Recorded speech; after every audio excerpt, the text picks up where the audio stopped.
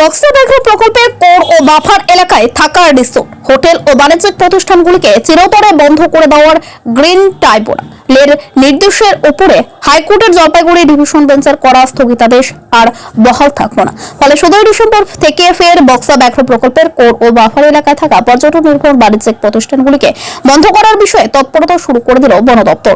পরিবেশবিদ সুভাষ দত্তের দাখিল করা একটি মামলায় 20/5/2022 তারিখ বক্সা ব্যাঘ্র প্রকল্পের কোর ও বাফার এলাকায় থাকা রিসোর্ট, হোটেল ও বাণিজ্যিক প্রতিষ্ঠানগুলিকে চিরতরে বন্ধ করে দেওয়ার নির্দেশ দেয় গ্রিন ট্রাইব্যুনাল। কিন্তু স্থানীয়দের আবেদনে সাড়া দিয়ে পরিবেশ আদালতের ওই নির্দেশিকার উপর 29 জুলাই 2022 একটি স্থগিতাদেশ জারি করে কলকাতা হাইকোর্টের জলপাইগুড়ি ডিভিশন বেঞ্চ। দীর্ঘদিন ধরে ওই মামলার শুনানির পর গত 4 ডিসেম্বর ওই মামলায় আর নতুন করে স্থগিতাদেশ জারি করেনি হাইকোর্টের জলপাইগুড়ি ডিভিশন বেঞ্চ।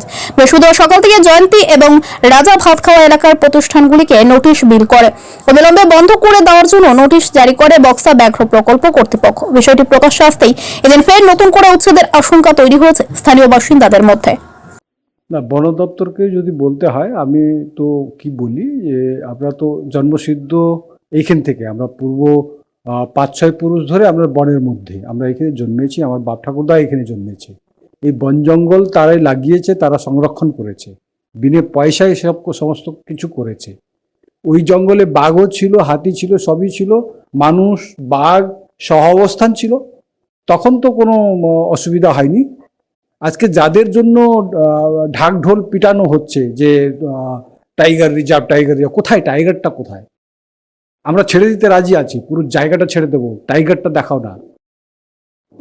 টাইগারই নাই তো টাইগার রিজার্ভ কিসের? আমরা তো এইখানে প্রশ্ন তুলছি।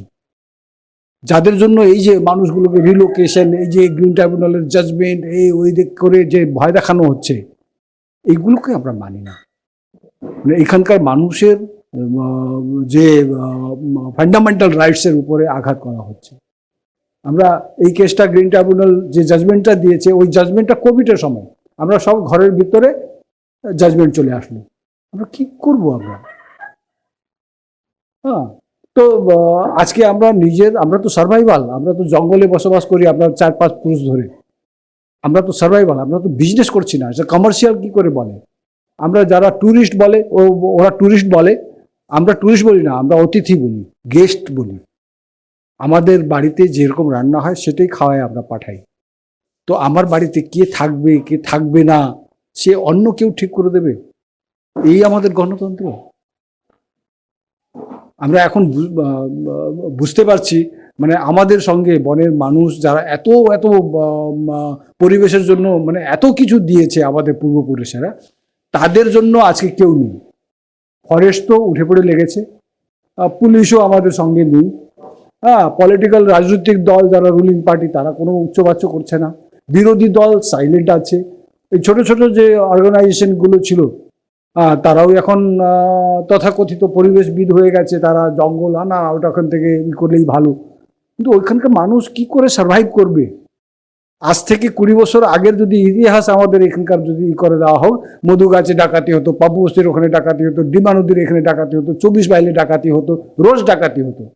এত কোটি কোটি গাছগুলো তখন চুরি হয়েছে। যখন আমরা ট্যুরিজমটা নিজে থেকে যখন শুরু করলাম, তারপর থেকে এই সমস্ত কাজগুলো ধীরে ধীরে ধীরে ধীরে কমে আসলো। আজকে জঙ্গলে নেই, মানে জঙ্গলে মানুষ যাই না বললেও চলে। তো এইটাকে কি আবার আমাদেরকে ওই জায়গায় পাঠানো হচ্ছে? এই আমাদের সন্দেহ হচ্ছে। এইটা জঙ্গলের পক্ষে, এইটা না, এই যে জাজমেন্টটা জঙ্গলের পক্ষে না, এটা বিপক্ষে হবে।